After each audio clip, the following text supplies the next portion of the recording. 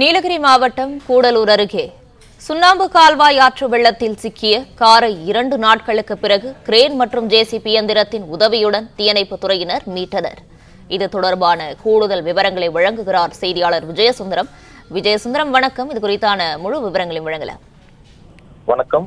நீலகிரி மாவட்டம் கூடலூர் அருகே இருக்கக்கூடிய சூண்டி சுண்ணாம்பு கால்வாய் பகுதியில கடந்த 2 நாட்களுக்கு முன்பு இரவு நேரத்துல ஆற்றில் வெள்ளப்பெருக்கு ஏற்பட்ட நிலையில கார் ஒன்று வந்து வெள்ளத்தில் சிக்கி கொண்டது. இந்த காரானது வந்து மீட்கும் பணியானது கடந்த 2 நாட்களுக்கு பின்பு வந்து நடைபெற்றது.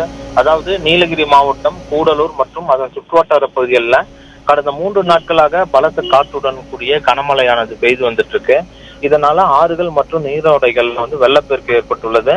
இந்த நிலையில கூடலூர் அருகே இருக்கக்கூடிய சூண்டி சுண்ணாம்பு கால்வாய் பகுதியில இரவு நேரத்துல சிக்கி கொண்ட கார் வந்து வெள்ளப்பெருக்குல வந்து சிக்கி கொண்டது. இதுல வந்து காரில் பயணித்த நபர்களை வந்து தீயணைப்பு துறையினர் வந்து பத்திரமாக மீட்ட நிலையில கார் வந்து மழை வெள்ளத்தில் அடித்து செல்லாமல் இருக்க வந்து கயிர்கள் வந்து மரங்கள்ல காலில் கட்டப்பட்டு மரங்கள்ல வந்து கட்டப்பட்டிருந்தது.